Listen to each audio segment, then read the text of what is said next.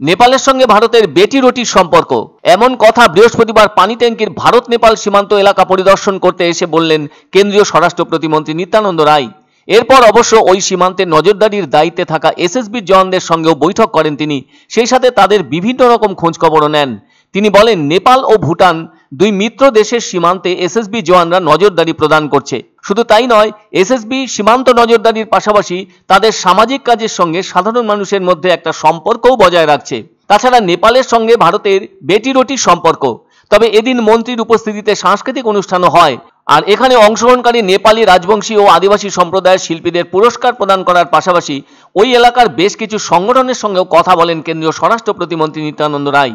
উল্লেখ্য, আজ থেকে দুদিন আগে খুর্ধায় ইন্দো তিব্বত সীমান্ত আইটিবিপি ক্যাম্পাসের 41 নম্বর ব্যাটালিয়নে মহান জাঁকজমকের সাথে 63তম উত্থাপন দিবস উদযাপনে প্রধান অতিথি হিসেবে উপস্থিত ছিলেন কেন্দ্রীয় স্বরাষ্ট্র প্রতিমন্ত্রী নিত্যানন্দ রায়। কেন্দ্রীয় স্বরাষ্ট্র প্রতিমন্ত্রী আইটিবিপি কর্মীদের 62 বছর পূর্তি হিসেবে নিবেদিত পরিষেবা পূর্ণ করার জন্য অভিনন্দন জানিয়েছেন। সেই সঙ্গে তিনি বলেছেন, হিমালয়ের সীমান্ত চ্যালেঞ্জিং পরিস্থিতিতে দেশের সীমানা রক্ষায় তাদের অতুলনীয় উদ্যোগ দেখিয়ে চলেছেন তারা। প্রতিশ্রুতি ও সতর্কতার প্রশংসাও করেছেন মন্ত্রী। এখানকার প্রতিকূল পরিস্থিতিতে হিমভীরদের দ্বারা প্রদত্ত গুরুত্বপূর্ণ পরিষেবাগুলির বিষয়ে সরকারের সচেতনতার কথাও স্বীকার করেছেন মন্ত্রী নিজে। ওখানে কুচকাওয়াজের সমস্ত আইটিবিপি সীমান্তের কন্টিনজেন্ট ছিল, যার অন্যতম মহিলা দল, স্কিইং, পর্বতারোহী দল, প্যারাট্রুপার, ডগ স্কোয়াড এবং অশ্বারোহী দল।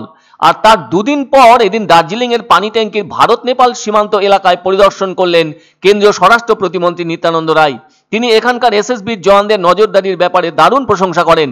এছাড়াও তাদের সাথে নানা বিষয়ে কথা বলেন, আবার অন্যান্য দিকগুলিরও খোঁজ খবর নেন। কেননা এখন তো অস্থির ও অরাজক বাংলাদেশের পরিস্থিতি প্রতিকূল অবস্থার সৃষ্টি করেছে। ফলে বাংলাদেশের সীমানা লাগোয়া ভারতের বিরাট সীমান্ত রাজ্যগুলি তার দুর্ভোগ পোহাচ্ছে। ফলে সীমান্তের নজরদারির বিষয়টি যথেষ্ট জরুরি হয়ে উঠেছে, আর তাই সেসব ক্ষেত্রে যথেষ্ট নজরদারির প্রয়োজন হয়ে পড়েছে। সেই দায়িত্ব পালনের ক্ষেত্রে সদা সতর্ক এই অঞ্চলের এসএসবি ও বিএসএফ জওয়ানরা, যাতে কোনোভাবেই অনুপ্রবেশকারীরা প্রবেশ করতে না পারে সেটাও দেখছেন তারা। আবার যারা চোরা কারবারের সাথে বা পাচারের সাথে জড়িয়ে তাদের যাতে ধরা যায় কিংবা রুখে দেওয়া যায় সে ব্যাপারে গুরুদায়িত্ব পালনে রয়েছে এসএসবি জওয়ানরা। কেন্দ্রীয় স্বরাষ্ট্র প্রতিমন্ত্রী চাইছেন, দেশের সীমান্তের নজরদারি যত মজবুত হবে ততই দেশের মানুষ শান্তিতে থাকতে পারবেন। मित्र देश है दोनों।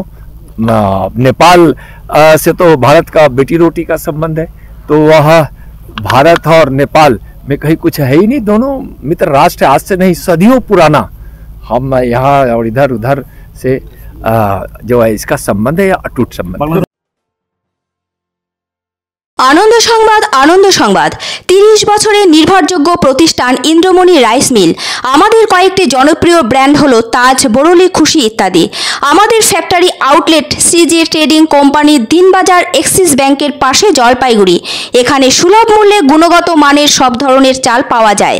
Phone number 9547029475। পছন্দসই সেরা খাবার খেতে হলে সোজা চলে আসুন রুচিসম্মত আধুনিক মানের রেস্টুরেন্ট রাজদরবারে। কেননা এখানেই আপনারা পাবেন ভোজনের রাজকীয় অনুভূতি। শুধু পুজোর সময়ই নয়, সারা বছরই রকমারি খাবার সরবরাহ করাই এই রেস্টুরেন্টের আভিজাত্য। আমাদের ঠিকানা রাজদরবার, রাহুতবাড়ি, বাবুপাড়া, জলপাইগুড়ি। ধামাকা ধামাকা ধামাকা!